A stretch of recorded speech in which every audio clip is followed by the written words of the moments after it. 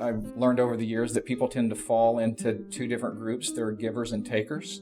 And the givers are those people who they're always going to be there. They're going to show up to things. They're going to help clean up. They're going to help set up. They're going to, whatever it is, they're going to be the first to say, I'll be there. And it's not that everyone is giving all the extra time they have to doing extra things here at DEMDACO.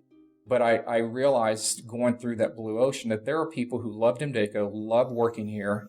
They're not doing anything that's going to be a detriment to the culture, but they want to come to work. They want to, if they're hourly, clock out, they want to go home, and they don't want to think about anything until the next morning. And so I gained an appreciation for the people who you would say these are the culture champions, and then realized that what a great asset, that other group was, and to help them have a great experience at work. In a corporate world where all employees have great leaders with no egos that create fun cultures where people can do their best work, the employees and companies thrive while doing great things for the customers, themselves, and each other. Well, we know that rarely happens. I'm Jeff Palacio. I have been a leader for over 40 years for every t-shirt size company, from small 16 employees to extra large over 1 million. Please join me while I interview outstanding leaders that will share stories of great leadership and not so great. It will help you become a better leader while poking fun at all the crazy shit that happens in corporate America. Hi, I'm Joe Duchan, and welcome to the Corporate Couch with Jeff Palacio. Today, Jeff is interviewing Jonathan Jones.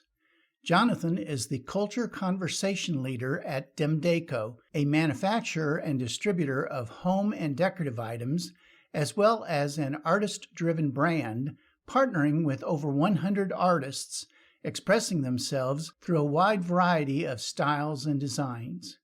Prior to joining DEMDACO in 2006, Jonathan received a bachelor's degree from Calvary University. He also served as a full-time vocational minister in churches in Florida, Kansas, and Missouri. Let's listen as Jeff talks to Jonathan.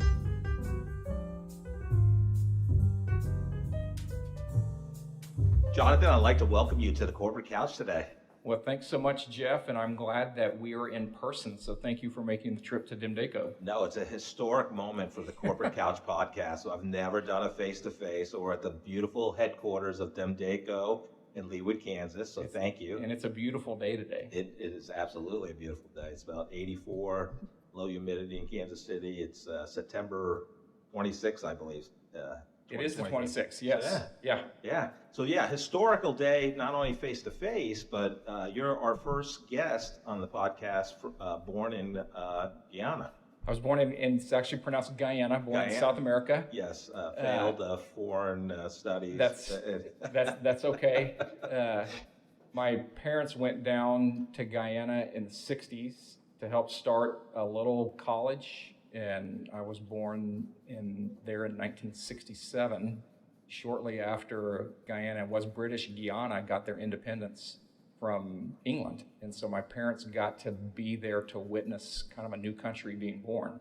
So we have lots of great pictures, and if you remember 35 millimeter slides. Oh yeah, I do remember that. I have my dad's slides. Nice, that's great. I love that. Yeah, we were introduced, I believe, by Haley Prophet, I believe, and Mike Allison. A lot of overlap with people in coaching and people who are all about culture. So there's a lot of overlap in Kansas City. Yes, and well, it will have already been published by the time we air this episode, but you were kind enough to be on my special edition Corporate Couch that we talked about culture, and Mike was a part of that too. So it's phenomenal to have you here on the regular podcast because you've had a great career. I appreciate you asking me. Yeah, so I like to start with something fun. I'm going to change it up a little bit and jump on.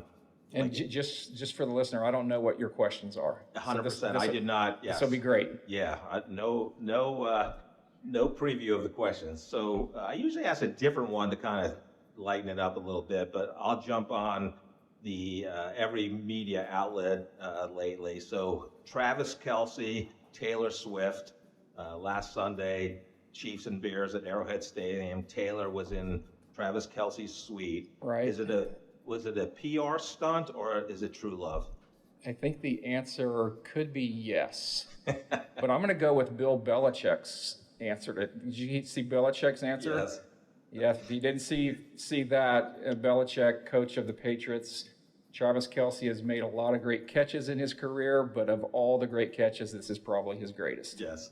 And full reveal, Bill Belichick, the hard-ass coach of the Patriots, is a Swiftie. So yeah, there you go. That's incredible. So yeah. I'm hoping it's true love. I'm a romantic at heart, but we'll see. Time will tell. We'll see. So listen, I love this start in childhood. What was fun for you growing up? What did you love to do? So, again, I was born in '67, so I'm a child of the. You're so young. Yeah, but a child of the '70s and '80s where you were outside a lot. So I, like many people my age, your parents showed you the door right after breakfast and said you can come back in for lunch. And then you can come back in for supper. So we played outside a lot. I spent some of my childhood in Memphis, southern Arkansas, and so there were playing in the woods, hunting for snakes, a lot of fishing, things like that. I remember us making homemade big wheels, or go-karts with no engine, just 2x4s you could find. Yes. I learned how to straighten nails at an early age. So a lot of that, a lot of bike riding. I remember when probably not long after Easy Rider came out that we wanted to convert all our bicycles into choppers. So we would go looking for old bicycles that we could cut the forks off the front and extend our forks. Yes. So a lot of great memories growing up, being outside, jumping ramps, a lot of cuts and scrapes and stitches. Jumping ramp, I was going to say, because Evel Knievel was big at the time. Absolutely. Did you do any ramp jumping? We did. And how'd that end up? We did ramp jumping. It was okay for me. I have two older brothers and a younger sister. My older brother, it did not go so well for him one day where the ramp broke on his ascent, and his knee unfortunately went into the corner of the cinder blocks that was holding up the ramp. So trip to the emergency room for lots of stitches. Yes, I had a similar experience. It was my next door neighbor, my best friend growing up. He went first, and it did not end well for him. So I never got my turn to jump the fake Snake River Canyon. Exactly, but no, I clearly remember those Evel Knievel days. Yes. So growing up, I mean, what was your kind of, hey, when I grow up, I want to be this? Yeah, I think, it's interesting. My next brother up, he and I were closest in age, and we did a lot together. And like a lot of kids that age and that era, we played a lot of Army, pretend. Yeah. Played a lot of Cowboys and Indians. G.I. Joes. Yeah. A lot of Cowboys and Indians, but we always wanted to be the Indians. And so just probably a lot of books that we had read, being outdoors, hunting, living off the land, at least that the way those stories portrayed that. But a lot of it was, as you get older, you go from Cowboys and Indians to being in the Army to, I think there was a stint where I wanted to be a policeman, probably a paramedic, probably affected by the show Emergency or the original SWAT. Right. If you remember that show. But then junior high and high school, I had an uncle who was a surgeon and kind of had my eyes set on being a doctor. At least that's what I thought going through high school. So you went to Calvary University. Yeah, it's a small college here in Kansas City. Yeah. But what was your path, and did you decide on a major when you were 18, or what was that progression? So I actually just went a year and got a 1-year certificate in theology. I don't know what the exact title of it was. My dad had been a pastor, so I'd grown up in that. And so I went a year, and then I transferred to KU, Kansas University, for pre-med. And I was going to go the ROTC route, so I met with the commander on base and was accepted. Because you had all that kind of quasi-military experience. Exactly. In the Army as a child. Yeah. Have you seen G.I. Joe? Exactly. And then I pushed pause. My two older brothers had worked with this organization in Michigan that kind of traveled the country working with different churches and youth. And so I actually had a 3-year hiatus between my freshman year in college and my sophomore year in college. And that's a whole other podcast.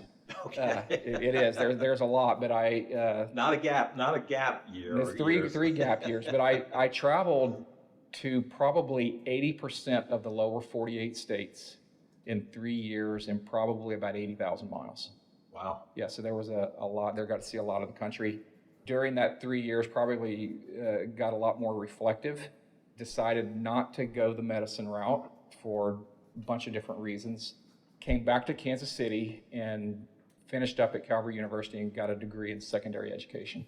But I've never taught in a school except for my student teaching. And that's a whole other podcast. Yeah, so your first part of your career, so tell us about the first job you ever had and how did you get it? The first job, or like first job as an adult? Yeah, after Calvary. Yeah, so the first job I had was actually working for the college, and I worked in the public affairs department. And I have always been good with people. And so that was a lot of it. You helped with recruiting, you helped produce materials. And so I worked for the school for about a year and a half, and then got a call from a church in the Clearwater, Florida area. And the pastor of that church, it was a church of at the time of about 6,000, and they needed someone to work with children as a children's pastor. And he knew that in those 3 years where I was working with that traveling group that I had worked with children. And so really that first job out of school was moving to Florida and helping run a children's ministry at a large church. And there are some advantages of a large church, and there are some disadvantages of a large church. And that's a whole other podcast too. So I've lined up 3 podcasts, Jeff. There we go. Yeah. Well, my goal is to have great guests on multiple times, so you would fit that category. But a lot of that, because of the size of the church, it was as much working with adults as it, really almost more so than the kids. And that's where I really learned a lot of successes, a lot of failures, learning the hard way, learning what worked, what didn't work, on learning how to work with people, lead groups. I mean, the church was big enough. We ran our own, it wasn't official Little League, but we ran our own youth baseball league. Nice. Because there were so many kids. So that fell under my responsibility. So you work with coaches. Anytime you have that large of an organization, there's a large volunteer staff. So learning to, and again, you're young, you make mistakes, you do a few things right. And so that's just the volunteer staff. Then you have to deal with parents. And so there was a lot there that was just, I look back and it was a great time. We lived a mile from the beach. I love the beach. I love the mountains more, and missed the 4 distinct seasons. So an opportunity after about 4 years came up to move back to Kansas City, and we decided to take advantage of that and moved back here. It was closer to my wife's family, and my parents at the time lived in Arkansas, so it was closer. By that time, we had 3 children. Our 2 oldest boys were born here in Kansas City. Our daughter was born in Florida. And we love Kansas City, and we've been back here since '98. And so in '98, we moved back to Kansas City, and I was working at a church here in Leawood, and was there for a couple of years and helped start another church out of that in our area of the city, in the Belton Raymore area. And that was in 2001, 2000. And after about 5 years, there'd been this, I call it an inkling in me that I needed a change. I grew up in what I call vocational ministry, where you do it for a living, or as others have said, you get paid to be good, so to speak. But I knew I needed to change, and I knew I needed to, even though I hadn't been in corporate business setting, I knew that's what I wanted. And so I met with one of the owners of DEMDACO, and not for a position. just to get some advice career-wise, his input. And we met in the spring of 2006, met 5 times. About the 3rd time, we kind of started brainstorming what would it look like for me to come on staff. And previous to those 5 meetings, I had told the church that I was going to be, stepping aside just because I needed a change. And so I started here at DEMDACO in 2006, and I've been here since. So I just had my 17th year, and I started with no job title, no job description, and no plan. And it's been an adventure, and I've loved the last 17 years have been great because I've really helped kind of shape and have been able to speak into who DEMDACO is and what DEMDACO's culture looks like. Yeah, it's so interesting. So how did you, you were in this, I'll say the church space for 12 years, the first 12 years of your career. So what was going on internally and your thought processes? Was there a specific moment or incident or something that said, I want to go, I think corporate America is where I need to be? Yeah, it's a combination of things. I mean, one, and I can look back in retrospect and go, oh, that's what was going on. And I love assessments. At DEMDACO, we use Culture Index, we use Gallup CliftonStrengths, which I'm a certified coach, and I can look back and go, oh, this is exactly what was going on. But at the time, I just realized, the church that we helped start it wasn't a large church. It wasn't by no means thousands at all, like it was in Florida, but it's still a pretty small organization. But any organization reaches a point where it takes structure and a different type of leadership skill to keep the organization moving forward. And what I can look back and go, what I'm really good at is that initial building those relationships, being out in the community, developing connections. What I'm not good at is the administration that it takes to keep an organization moving, if that makes sense, just the details of it, the processes. I'm a solution person, not a process person. And every organization at some point needs processes. And I realized that I just wasn't good at that. And the way I described it is I knew I kept, I don't know if I would say failing, I kept skinning my knee because you would miss things, you would forget to communicate something, whatever it was.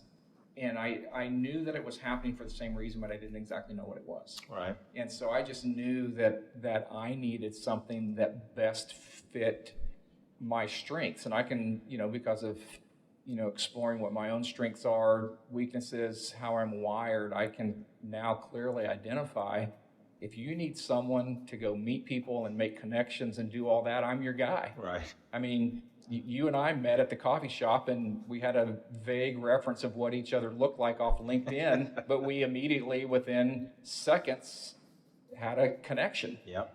But the maintaining of the organization, I knew that I just needed to change. So you come out of 12 years in the secular space. Yeah. What was the biggest surprise moving to a corporate job at DEMDACO? Yeah, it's interesting. One of the things that we never said this overtly, but I was never intended and definitely was never called the chaplain, because that's a whole different thing. And, my role was just to help give shape to DEMDACO's purpose, mission, vision, give language to it. I think not surprise, but the big realization was companies that are intentional about building their culture and it matters to people, they still have this, 95% of their time and attention is operational. They've got to get this done, whatever this is. And we manufacture gifts and home decor, so we make physical things. So that involves samples and manufacturers and finance. And so I realized very quickly, while the vast majority of colleagues at DEMDACO wanted to have a healthy culture and wanted to contribute to that, they had a lot of work that needed to get done. And so I had to learn how to sort of find the rhythms and the dance of people's schedules and time and mental bandwidth and all of that in order to to have some meaningful conversations about what a healthy company looks like. And so, when you're at a church, you just schedule a meeting and people come. And if they don't show up, they don't show up. But in a company, you're competing with a lot of very real priorities. And so you have to realize that if someone doesn't come to your discussion or meeting or whatever it is, it's not that they don't think it's important. It's that they had something pressing that they need. And, it's still that way today. Sure. It's just when it took some adjusting. So what was your kind of first major project that you worked on coming into DEMDACO in 2006 or 7? 6. Yeah. Yeah. So it actually was assisting. DEMDACO was initially founded in 1997. Most people are familiar with DEMDACO because of our line Willow Tree, which is a licensed.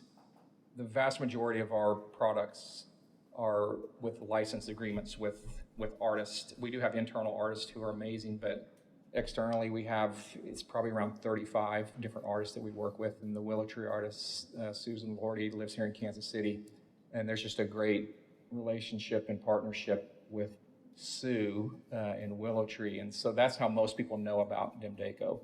And in the early 2000s, when Willow Tree was launched, that's really what built DEMDACO, sort of, and it continues to be our economic engine, although we've really done a good job of developing other great products in support. So what happened, and this is really in one of the initial conversations about me joining, was when you are experiencing pretty significant growth, all your time and energy is spent on keeping everything on the rails. But there are stories where our systems were so bad, we were double and triple shipping customers. But Willow Tree was selling so well that we'd call and say, hey, we triple shipped you. And they would be like, it's okay, we can sell it. And did that happen every time? No, but it did happen a lot. So one of our owners, Dave, who I was working with in the beginning directly, he knew and had the foresight that if you didn't start putting some language around who you wanted to be, even if it was aspirational, that if you ignored that, pretty soon the systems that was keeping everything afloat would take over and you wouldn't have time even. And so my first big project when I started, this was already in place before I started, was to assist a company-wide sort of like mini seminar on what really matters. There was a book that was written a while back called Blue Ocean Strategy. I came alongside this, taking the picture of what Blue Ocean Strategy was written about, where companies that make a difference are able to lift themselves out of the present business circumstances and place themselves in a completely different ocean.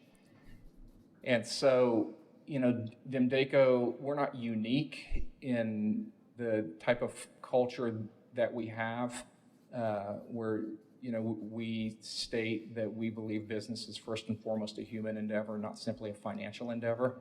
The second you say that, you set yourself up for legitimate critique because you don't get it right every day. And so we took everyone through the company, and it was a great learning experience. But for me, I think one of the things I took away from that was there are different groups of people. There are people who are going to be kind of your culture champions, and they don't need any encouragement. They're going to be there. I kind of have this is another podcast, but I've learned over the years that people tend to fall into two different groups. There are givers and takers. And the givers are those people who they're always going to be there. They're going to show up to things. They're going to help clean up. They're going to help set up. They're going to, whatever it is, they're going to be the first to say, I'll be there. And it's not that everyone is giving all the extra time they have to doing extra things here at DEMDACO. But I realized going through that blue ocean that there are people who love DEMDACO, love working here. They're not doing anything that's going to be a detriment to the culture, but they want to come to work. They want to, if they're hourly, clock out, they want to go home, and they don't want to think about anything until the next morning. And so I gained an appreciation for the people who you would say these are the culture champions, and then realized that what a great asset that other group was, and to help them have a great experience at work. And then there's kind of a third group that is disengaged. And that's always a challenge too, because you know it would be better for them if they could find another place. And so that presents its unique challenges where how do you work alongside people that for all the efforts of the company, a manager, their peers, they're just going to remain disengaged. And so DEMDACO over the years, I think has handled most of those situations right. Some we may have been able to do a bit better. But so again, your original question is what was our first project? It was really taking everyone through that. And then I just began to build what I did kind of off that model and begin to have discussions, conversations, lunch and learns. If you're familiar with the author Dan Pink. So when Dan Pink wrote Drive, Twitter had just come out. And so I commented on Twitter that we were going to have a discussion about Drive the next week. Dan Pink replied. Wow. And so then he joined us through, I don't even know what the service was. It definitely wasn't Zoom. Right. It was early video conferencing. Right. Really before there was even, he joined us. Wow. He used to work out of his garage. He had a desk in his garage. And so Dan Pink, we had lunch and learn with Dan Pink talking about Drive, and it was a lot of those things. Simon Sinek had released Start With Why, TED Talks. And so there was a lot of amazing content that I just began to make available. And again, leaning on what my strengths are as far as developing relationships, just began to build relationships across the departments over the years. And so as DEMDACO's changed, I've changed to different things, to now where a lot of what I do is through Gallup CliftonStrengths, helping colleagues with that and directors and managers find out what their strengths are, the strengths of the team. I often, at the wholesale shows, function as I'm the company concierge, greeting customers. So it's different every day, but if I were to describe really at the core of what I do right now, it's deeply relational and helping people find purpose and meaning in their work. That's phenomenal, and I want to talk more about that. But so again, just go back to your early years here. Did you lean on any mentors, whether that's people, books? What was your learning process? Yeah, well, I'm an avid reader. That's one. I reported directly to Dave, one of our owners at the time, and so he was a big influence. There's another gentleman named Mike who lives in Maryland who had a big influence. Spent time with him, and there's another man for a period of time. I look back, a mentor named Clyde. Clyde's in his 70s now, and people. I'm like the first person to say this, but you often have mentors that you'll never meet, and that could be authors, videos, and so I am always looking for ways to learn. So those three, and then just anything I can get my hands on to learn on what gets people down to what matters. I think one of my least favorite phrases is at the end of the day, because the vast majority of the time you hear it, especially in the context of a conversation about culture, it's like, Jeff, all this culture stuff is great, but at the end of the day, if we're not hitting our numbers, it doesn't matter. Now, the reality is you have to hit your numbers. We just want to be the type of company that works hard at it being a human endeavor, and you can still hit those numbers. And when you don't hit those numbers, because you've developed a healthy culture, you can have those hard conversations. There's a difference between a hard conversation and a harsh conversation. Harsh is meant to harm. Hard communicates what a person needs to hear, and sometimes it can sting a little bit. Yeah, no, I really love that distinction.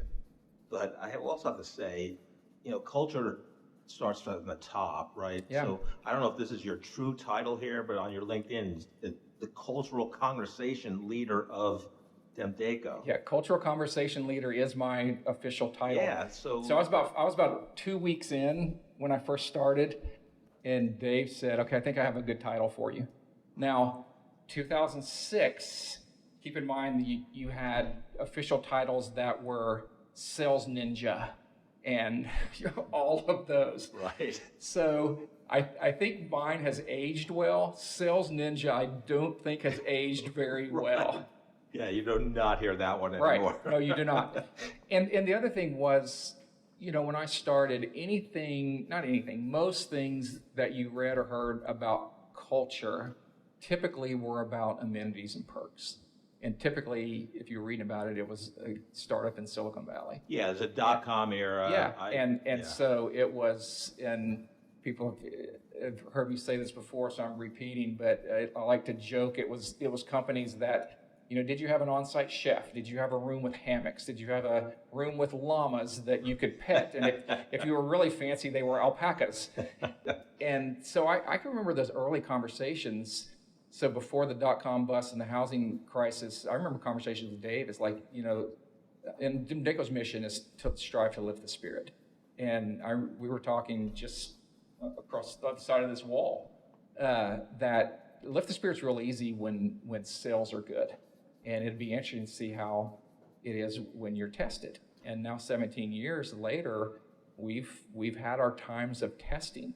And so my title, Cultural Conversation Leader, it's kind of ebbed and flowed. There was a period where I'm like, man, I think I need a different title, not Sales Ninja, not Culture Ninja, but we've kept the same title, and now all these years later, I'm glad I never changed it, because I think the word business the word culture in a business context has matured to the point where people realize it's not about those alpacas. And it really, no pun intended, it really has started a lot of conversations and piqued people's interest. Like, tell me what that means. And one of the things, and I'm going to be on a gift industry conferences this year, and I'm joining they're on a panel, and I'm joining by Zoom to talk about culture. And one of the things I realized early on is that culture is much more about how people communicate and cooperate and collaborate and build trust and support, respond to emails quickly or Slack messages or text messages or Teams messages, do everything that they can to help their colleagues succeed. That's what a healthy culture looks like. If you have great amenities and perks, those are extra. And so the nature of my title has lent itself to those types of conversations, if you will, about what really matters. Because you and I could be in a food truck line for Joe's KC or Jack Stack, and if I'm making your work life miserable, it's not going to be a very good meal. Right. I'm curious. So I'm a big believer in culture, and I'm just amazed that companies don't pay attention to it. So I think one of the hardest things about culture is when you're small. So when you joined in 2006, I don't know how many employees DEMDACO had, but I'm going to say it's probably a lot smaller then than it is now. I think it's hard to keep the culture as you get bigger. So what was your process around that? It absolutely is. And so here's my response to your first comment, that every company, every organization is building a culture, whether they realize it or not. It's the ones that are being intentional that have a chance at growing something healthy. But those companies that ignore it, they're still building a culture. And that's my analogy of your lawn. And I got my grass seed down. Did you get your grass seed down in the last couple of weeks? No, but my wife's going to kill me because I have not. Okay. So a company culture is a lot like your lawn. You can choose to ignore it. It'll do something all by itself. And the companies that say this doesn't matter, or they're oblivious to it, or they're at the end of the day, or the bottom line only matters, they're going to have an overgrown, weed-filled lawn eventually. And so we're intentional. We fail every day in some way, but there's no question when it's small, it's easier. In the years before I started, so I started 9 years in, the stories that early on, the entire company could go to lunch at one restaurant and sit around a table. Right. The first company Christmas party. Yeah, the first company Christmas party. And one of the challenges is as you grow, I realize over the years there's a big difference between remembering and reminiscing. Reminiscing is not healthy. And because it's this longing for the good old days, and the good old days were better, they think anyway. Remembering is still a look back, but remembering is what have we learned? The way we did this, that was good. Let's keep doing it. Oh, the way we did this, not so good. And so what I learned over the years, there were people who, and DEMDACO has had, I think, historically high retention compared to a lot of other companies. But every now and then there are people that start reminiscing. And, I wish remember when we would do this. And there could just be present realities that don't, you can't take 100 people to the same restaurant. Or I can remember early on when we would have company events, so this was before the housing crisis, you'd have company events and bring your family. Well, the budget can handle that, and then you go, well, we're gonna have a company event, but it's just gonna be for colleagues. Oh, I remember when we could bring our families. I go, yeah, that was great. I remember that too, but let's not reminisce about it. And so practically, there's some things, the bigger you get, and you have children, correct? Yes. How many kids do you have? 4. Okay. Was it easy managing your children when you had no children? Yes. Thank you. Yeah. Got a little bit more difficult when you had one, and we have 4 too, as well. And so, you have that second child and things get crazy. And then you have that third child, and it doesn't really seem that big of a bump. Then you have that fourth child, and you're like, that's. But think about, especially when your kids entered junior high and middle school, and they started getting involved in a lot of activities. There's a lot to manage. If you don't have a family calendar, that can blow up fast. Did you ever forget to communicate a deadline to your wife about it? Oh, that's hard to believe, but yes, I have. Exactly. So and I'm not saying anything people don't already know, but in any company, you're going to, the bigger it gets, the potential for miscommunications, misunderstandings, missed deadlines, it grows exponentially. So you have to be even that much more intentional. And a lot of that just comes through practical ways of communicating better. We survey. We're in the process right now. I'm working with each department reviewing. We use Gallup's Q12 employee engagement survey. I had 4 meetings today with different departments, just kind of going through their reports, and it's very clear. This department needs to work on this. This department needs to work on that. And so I think as you grow without any type of tool, good leadership at the top of the organization, good directors and managers communicating and collaborating, it'll spin out of control quickly. So there's no question the more you grow numerically, it just becomes that much more harder, in the same way that, when you all of a sudden realize that you had 4 kids, there's a lot to manage. So a lot of this, in terms of the growth, is the hiring practice, right? So it's so critical to hire great people that kind of fit and add to your culture. Yeah. And a lot of times your position is in the HR realm, a lot of times. Yeah. How does that work here at DEMDACO in terms of who you hire and what that process is? Yeah, I've kind of traveled through different departments. I started out from a GL code budget standpoint in the executive department, but was not on the executive team, and haven't been. But I've been in HR twice. I've been in marketing for a while, and now I'm back in the executive group, just from a flowchart standpoint. But I am involved in hiring. And, like a lot of organizations, you grow and mature in how you hire. Obviously, you have to hire for skill. I think like a lot of companies, DEMDACO, about 8 years ago, you started hearing the term culture fit. And then you realize that's really not, and I noticed you said add, which is a great, we pivoted on that and wanted to take a perspective on what does this person bring. And so with a few exceptions, I meet with everyone who applies to DEMDACO. We have a Salesforce sales team across the country in 3 regions, so those are obviously virtual. And my part in that is, I'm not assessing for skill. That's the hiring manager's point. But two things. One, I want to and I'm very conversational in these, but I just want them to, one, clearly understand that we're really serious about the type of culture that we want to have. And it goes beyond the bottom line. So about 4 years ago, there was someone who was sitting in the exact chair you're sitting in right now, and I was sitting in the chair across the table.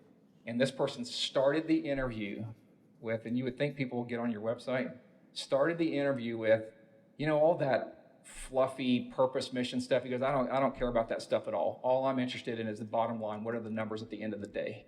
And I thought to myself, what I should have done is ended the interview right then, but I let it go on for 30 minutes. But so part of that is, no, we're serious about this stuff. It isn't just words on a website. So it's that, and then I want to know, what would this person bring, and help us widen our perspective? Are there things we need to grow in, and just see it that way? I also ask every person who interviews, I want to know what they're currently reading or listening to. And have I shown you this? The reason I do this is because on my phone, on the Notes app, I have a running list of books or podcasts that people recommend. But I also want to know, is the person a learner? And if someone says, yeah, I don't ever read or listen to anything, that's a red flag for me, because that tells me you're not a learner.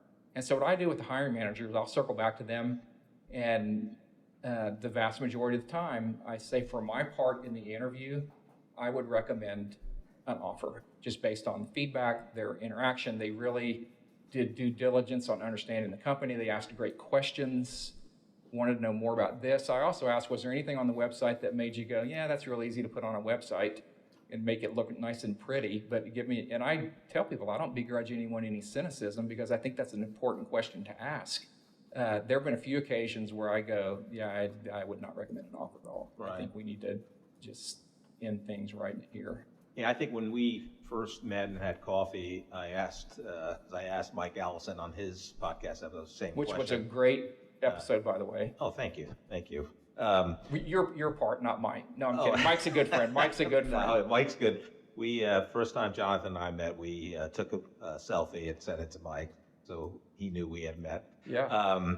But you said if you only had one interview question to you only get one. Yeah. You asked, what are you currently? Yeah, I think I love that question. I think it's so important. Now, I'm a reader, and I always have been. I remember in elementary, they had a limit on how many books you could check out at the library, and I would appeal and get more, and I'd read them all. And some people are natural learners and they love it, but I think if you're not a natural learner, you need to work at it and be a little bit more disciplined, because there's no role in life that doesn't require you to be a learner. Yeah, no, I agree. I mean, we're very similar. I think it was third grade, Mr. Anderson at McKinley School, where I grew up in Peekskill, New York. We had to see how many books you can read, and you had to put them on around the room. My teacher was Mrs. Atwater. So, yeah. So I read and I loved biographies. Yeah. And they had those youth biographies. Yeah. And I read about all these great people: George Washington, Abraham Lincoln, Ulysses S. Grant. Quick tangent. So DEMDACO we started a podcast this year called Lift the Spirit, and we just had Dr. Nicole Price here, and she sat in the chair last week that you're sitting in here, and she was here to talk about empathy in her new book, Spark the Heart. One of the things that she says helps develop empathy greatly is reading fiction, because what it does is it helps your imagination understand the kind of the facts of fiction. When you can hear it in stories, that's what helps grow that empathy muscle. So again, Dr. Price definitely advocating reader, and you have to be a learner. Yeah, Dr. Price is phenomenal. She does some work for a former company that I represented. Yeah. She's a great spirit. So I think one of the things to a great culture is you invest in people. So what is your kind of talent development, learning and development methodology strategy for your team members? We've had great successes. We've had some things where we need to do that better. This year, we actually launched our first true LMS system. So a lot of it that we've done have focused on two things, and one, it's a part of our strategy is on well-being and storytelling. And on the well-being, we borrow Gallup's, their book Well-Being at Work, and they've written a lot on well-being, that there are 5 areas of personal well-being. There's career well-being, and they simplify it as do you enjoy what you do for work? Physical well-being, which they include physical and mental health in that. Financial well-being, can you manage your finances? Social well-being, do you have meaningful relationships? And community well-being, do you like where you... And when those 5 things are healthy, people experience overall better well-being. So what we've done this last year, I think this last year we've done the best job that we've had on as a company. Now, individual departments may have specific learning, training, go to this seminar, do this, but we've focused everything tied to one of those areas of well-being. So we've had things on mental health, had things on suicide awareness. We've had things on financial well-being. That's basically, we've done this program through Commerce, our bank, called My Milestones, where it's personal finance, how to set up a family budget. You can read the different statistics, but 70% of U.S. citizens live paycheck to paycheck and cannot handle a $400 to $500 cash emergency. Well, you just use those numbers. The same numbers apply to DEMDACO, Hallmark, Cerner, T-Mobile, whatever it is. Now that it may be skewed, but the bottom line is there's a large number of people that aren't managing their personal finances well. So we want to offer that. So here's how these overlap. Social well-being. Let's say you have good friends, and those friends have a higher household income than you do. And I think we've all been in this situation before. If you're not managing your finances well, and your good friends ask you to go out to the Capitol Grill, there's the pressure to go out to the Capitol Grill. You can't afford to go out to the Capitol Grill because you're living paycheck to paycheck. You put it on a credit card. Now, I'm not saying I'm anti-credit card. I'm just saying there's so many ways these overlap. So what we've tried to do is be really intentional this year on building our learning and development around those 5 areas of well-being. And so we've partnered with our EP. We use T. Rowe Price for our 401k and partner with some local therapists to do some discussions on meaningful relationships. And so, again, to have a healthy culture, you have to be intentional. We want to be intentional about the things that we're offering there as well. Yeah, I think that Haley Prophet obviously is, she talks well-being versus wellness all the time, and I love what she's going to be doing or is doing as this fractional chief wellness officer. Yeah. I think is a beautiful concept. That, I do too. I do too. You know, but I look at some of the other companies who just kind of the nature of their work and who just have amazing, I would say, like leadership tracks. Any type of leadership training is good, and we have different things that we've offered, but where that works best is in companies where there's a lot of upward mobility just by the nature of the company, and that just hasn't been the case at DEMDACO, and just the nature of our industry, it just doesn't allow for that. But I look at some of the other companies, like what we've talked about, Mike Allison, what he's done at Cerner and Spotlight, and just I think there's some great companies that are doing a great job. Yeah, I've never seen a DEMDACO org chart, but I'm going to guess it's a relatively flat structure. Somewhat, yeah. I mean, there's people in leadership positions. We use Microsoft Teams, and I'm involved. I kind of meander and float through the company and work. So I have a Teams chat called People Who Lead People, and it's everyone from our CEO down to the person who has one direct report. And so I put a lot of content in that Teams chat, and again, it's not, I wouldn't say we're, like if someone says we're a completely flat organization, we're not that, but you have the situation where tends to be more longevity here, and there's just not the type of structure where someone wants to come in for a year and a half and work their way up, and then another year and a half work their way up. We just have never been that company. Yeah, a great book you might want to put on your list is Promotions Are So Yesterday by Julie Winkle Giulioni. I'm adding it. Who I met again through my IMS partnership recently. It's, how to kind of motivate without having them go to the next rung on the org chart. Yeah. So, Jonathan, I love that, you talk about a lot of different assessments, and obviously you've, one of them that you're using, you said you're using Culture Index, and that's probably for the hiring process. It is a hiring tool. Yeah. And, talk about Gallup CliftonStrengths and why you're so, I'll say, in love with it. Yeah. So you're passionate about it for sure. Love is, you could say love. Well, first of all, I love assessments, and I've found that people either tend to like them or hate them. And one of the reasons, I'll say dislike, for the people that fall in the dislike group is they don't like being categorized. And no assessment's 100%. A lot of people have taken Myers-Briggs. If you study the history of Myers-Briggs and you don't know about the origins of Myers-Briggs, you might be surprised at how it started, but it didn't start out in the way most people use it. And it's not validated in any type of behavioral science or psychology. And so I tend to put more stock in the assessments that are validated. The reason I love Gallup CliftonStrengths, and they just rebranded about 4 years ago from Strength Finders to CliftonStrengths, and that was just to honor Don Clifton, who developed it. I like it because it does not categorize you. It also says this is a snapshot in time.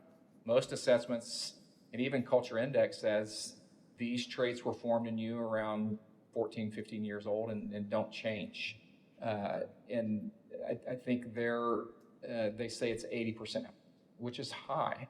And I will say that when we take someone and have them take Culture Index, and I take them through their report, it's pretty accurate. And it just measures kind of, if you were to watch someone work, just kind of the different behaviors of how, are they assertive, are they not assertive? Does being around people take energy from them? Does it give them energy? So it's accurate, but it does categorize you. There's 19 different profiles. With CliftonStrengths, 34 different strengths. They call them talents, and they say that a talent is something. I'm summarizing the definition that can be leveraged to accomplish something.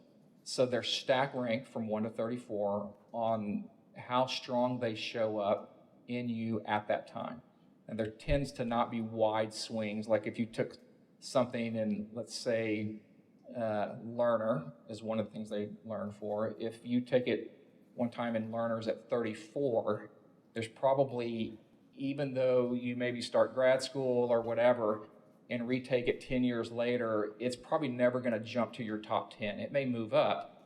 But the reason I am all in love with gung-ho, whatever you want to say about CliftonStrengths, is because it reveals to people what they know about themselves that they might not have language for. It's been around since the early 90s. There's now 34 million people that have taken it around the world. I also like it that it's not a unique American Western thing. It's used all over the world, and it's universal. And when I take people, we don't use it as a hiring tool. When someone has been at DEMDACO at least for a couple of weeks, I'll have them take it, and then I'll take them through a 1-hour review. And I haven't had one review that someone goes, this is absolutely not me. And I love doing them. It's one of my top favorite things to do, is to take someone through their CliftonStrengths review. Because again, there's just so many moments where they go, oh, that's why. And I've done, I think, close to 270 now reviews. I've learned more about myself. And, my top strengths, I can identify them when they show up. And when you can identify them, Gallup just now has, almost 30 years of data that shows when people, learn their strengths and learn how to use them, they're more productive, they're more engaged, and it's just an amazing tool. And then a big part of my work here is once a whole team has taken it, there's a tool that you can show what the strengths of the team is. And so You can tell who are the effective communicators. Well, don't ask the person who isn't an effective communicator to lead the presentation. Find the person who just loves doing that, and then find the other person who's really good at putting content together to come alongside them to help with the content. Have the content person put together great content, have the great communicator be the person. And the other thing that's been consistent when I meet with the teams, and when they start seeing what the other team members' strengths are, they go, oh, that's why I always go to you for this, or that's why I go to you for this. And it's like there's things that we know about each other, we just may not have language for it. And Gallup CliftonStrengths just helps name it. Yeah, and what I love what you do is I've done this at 2 different companies, and yeah, it's great to know what you are, and you can read the report, and it's great, but it's how do you implement it amongst the team, and how do you get better as a team and working with each other? So that's what I love that you do here. Like, you're working with people and their teams to say, okay, this is what this means, and I never had that at any company before in the 2 I did previously. Yeah, we have, colleagues and, managers and leaders who embrace it at different levels. And it kind of goes back to what you asked me, it was like when I first started, and you realize as excited I am as about this, everyone's not going to necessarily have the same level of excitement. Right. And that doesn't necessarily mean anything. Yeah. But I will say the leaders, this is where I post a lot of this in that people who lead people group, the leaders who have embraced it for themselves and embraced it for their teams, it shows up in their employee engagement report. Right.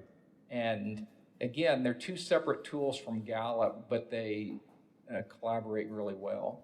One of the questions in the Gallup Q12 engagement survey is, I'm able to use my strengths in my work, or I'm able to do what I do best in my work. Right. And so I tell when I go through the reports, I said, this is the one that most closely correlates with your CliftonStrengths. Because depending on what your role and responsibility is, there's a skill to it. Do you know how to use Excel? Do you know how to use Photoshop? Can you generate this report? So there's a skill to it, but there's a level to it where if you're able to, like, one of the strengths is analytical. And these are people who love getting into the weeds and they can spot discrepancies really fast. Analytical is really low for me. Don't ask me to double check your spreadsheet because it's like drinking sand. It's not enjoyable at all. And I have these conversations with people, and so the people that have high analytical, you ask them to double check your spreadsheet, they're like all over it. And they can do it. Here's the other thing that I like about CliftonStrengths. When you ask someone to use one of their top strengths to get something done or to help you with something, they typically will have the emotional bandwidth to do it that can overcome time constraints. If you ask me to double check your spreadsheet, you can give me 2 weeks, and guess what? I'm going to hate Right. every minute of it. Right. You ask me to, hey, look at this video and tell me what you think about it, or can you listen to this TED Talk and I'm all over that. Right. You ask someone who's a high analytical person to double check your spreadsheet, they may go 45 minutes. Yeah, I can get it done. And they can do it. Right. Because they have, Yeah. because it's something. Yeah, they can do it faster too. They can do it faster. Yeah. And so they have the emotional bandwidth that can often overcome those time constraints. Yeah, and they want to use their And strength to help somebody. They want to use their strengths. Yeah. And in Gallup, it has lots of data on this. And if you're reading anything about the state of work right now, is the importance of appropriate recognition for good work and meaningful feedback. And Gallup, and this is one of the things I've been working with our leadership team, is when you can recognize someone on your team for good work, like, you got this done, thanks for getting this done, and you can tie it back to one of their strengths without being obvious, it's like double dipping. So I'll give you an example. So I had someone who was helping me organize something, and one of the strengths that in CliftonStrengths is a ranger. And a ranger, the way I describe a ranger, is a ranger's, if you're old enough to remember I Love Lucy, a ranger's could have done much better than Lucy and Ethel on the chocolate factory conveyor belt, because a ranger's can see what's coming and they can know how to put everything in its place. And they can keep up with that, and they love doing it. My wife has high ranger. So this person has high ranger, okay? So the task they had involved a lot of organizing of an event, and there was a lot of moving parts, last minute changes. So when the event was over, I sent an email to the people on the team that were leading it, copied their manager and the executive team member that their manager reports to and our CEO. And I said, thank you so much for taking this on, especially the way you arranged all of the challenges and changes that were made. I didn't use the word arranger, I used arrange. But what I did is I made sort of a conscious appeal to that strength. So once she was recognized for good work, and it called out one of her strengths. And so to me, that's a double dip on appropriate recognition. Yeah, I love that. Jonathan, there's just two groups I'd love to help in the podcast with great leadership advice. One is a recent college graduate, as they're going to navigate their first professional job out of college. Yep. What advice do you give them to get a great job and start their career? Respond to emails. Because like it or not, business still runs on email. And do not use your university or college email address. Yeah, and if your email was hotdude35, you need to use Gmail, create a recognizable, appropriate email. But joking aside, one, get help with your resume. And the other thing, and we had 7 interns this summer, and I've met with a couple other students to take them through that. I recommend taking CliftonStrengths, and I'm available to help with that. If people want, I can do that on the side. DEMDACO gives me the freedom to do that. And one of the things that I recommend doing, and I do this in my email signature, but I recommend that students or people who are entering the job market put their top 5 strengths conspicuously on their resume for 2 reasons. One is CliftonStrengths, Strength Finders has been around long enough that people know about this top 5 thing, okay? And so if they're in an interview and it's someone who is at least a tiny bit familiar with it, they go, oh, are these your top 5? Now you have to learn your top 5, okay? So you're not able to lie about your top 5 because the way the assessment's set up, you just can't game it. You just can't. And because you will get, if someone is taking an assessment for me and they're just picking answers, it will come back invalid. So it's going to be valid. So when you're talking about your top 5, and I say create a story that you can describe how these strengths showed up. Now you may not actually use the word strategic or use the word arranger or use the word learner, but describe those strengths in your answer. They go, oh, are these your top 5? So that gives you an opportunity to talk about your strengths. And if they hire you, those strengths are going to show up because it's an accurate assessment. Let's say you're interviewing with someone and they have no clue about CliftonStrengths and they go, what are these 5 words? That is the exact same opportunity that you have to tell the exact same stories about your strengths. And people who lie on their resume or lie about something, they get found out eventually. Because at some point they're going to be in a situation where someone's going to go, oh, you know how to do this because you told us this, and they'll get exposed. Your top 5 and your CliftonStrengths, if you take all 34, you don't have to embellish those. Those truly are you. So that's the one thing I recommend. And I got, actually just 2 months ago, we have a colleague here in supply chain, and I met, she has a daughter's in high school and a son who's in college. And so I had them do that. And he emailed me the next day that that exact same thing happened. And he was able to talk about his strengths. And it's not them going, well, let me tell you about myself. It's it's a response to a question. They go, oh, these are the Gallup, my top 5, and here's how these show up for me. So that's one thing that I do. And then the other thing is you need to, if you're not a natural networker, find someone who is and be their co-pilot because you've got to learn how to network. Yeah, 100%. I will say I've done some consulting or helping recent college graduates navigate the job search. And I would say 100% of the time they get interviewed, they're going to get this question. Tell me about your strengths. Yeah. It's because they have no professional background. Right. So I think and you got your top 5. You just talk. And again, there's all the jokes and memes like, My biggest strength is I'm a hard worker. I'm a perfectionist. And my biggest weakness is I'm such a hard worker. And when it comes to weaknesses, Gallup the only time they use the word weakness is when you allow strength to become unhealthy. Right. Like take communication. I have communication number 7. I know that at some point I'm talking too much. And there'll be times where I've learned to interpret my wife's tap under a table on my ankle that I've talked too much. And so I know that that's a strength because typically at a moment's notice, I can begin, talking, especially if it's something that I'm well versed in or that, but, we all know those people and I'm one of them. At some point you go, oh, no one's really interested in what I'm saying. Right. Especially people that have turned this podcast off 15 minutes ago. Well, the last group I like to help is now you've become a leader, or at least, you have in the org chart, you have people that report to you. Mm-hmm. As these people start their leadership journey, what advice do you have for them? Yeah, one is be a listener. And I know Mike Allison mentioned this, that servant leadership is not just a cotton candy fluffy thing. That people watch. In my ed psych class years ago, I remember the professor said, and he was quoting someone else, that more is caught than taught, and people watch.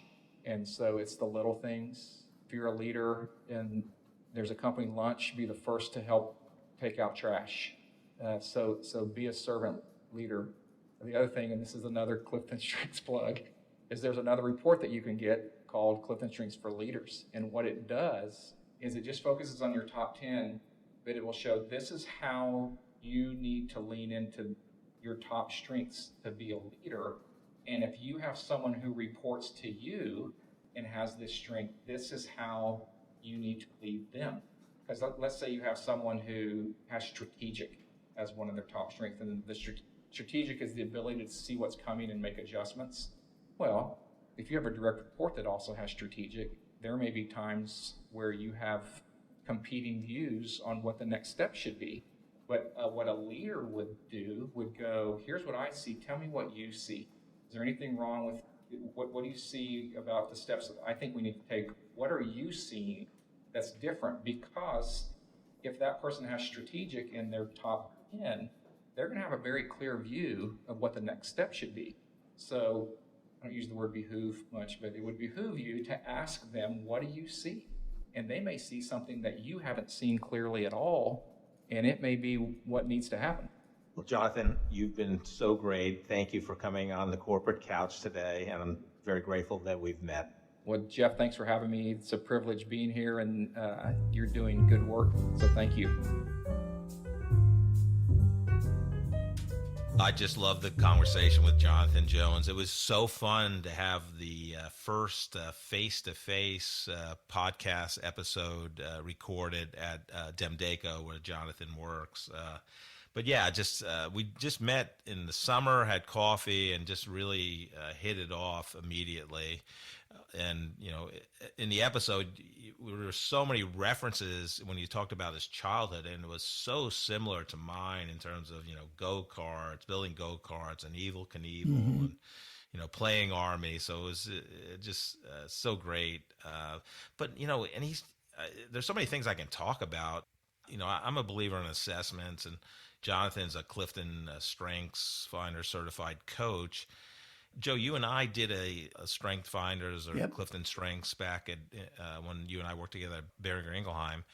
And then I did one about 4 years later at Aratana. And it's all great to know your strengths. But what I loved about what he does at DEMDACO is he brings the people together from the same team and has a coaching session or sessions with them.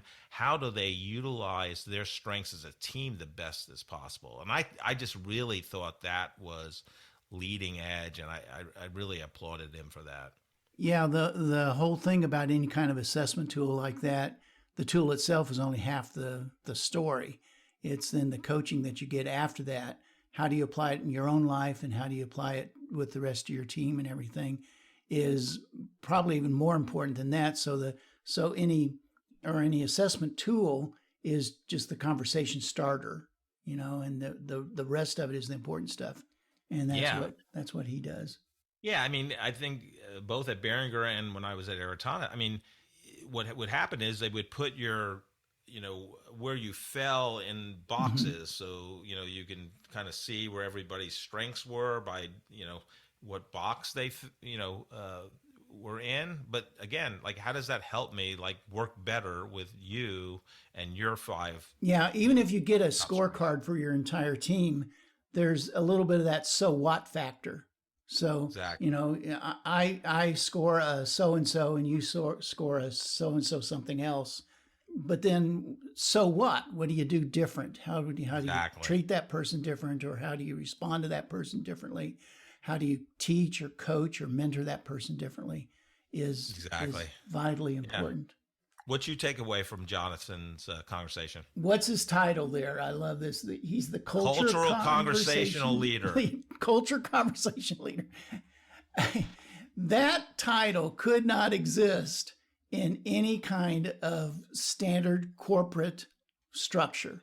Yeah, publicly traded company. Right, in a publicly traded company. It could not exist.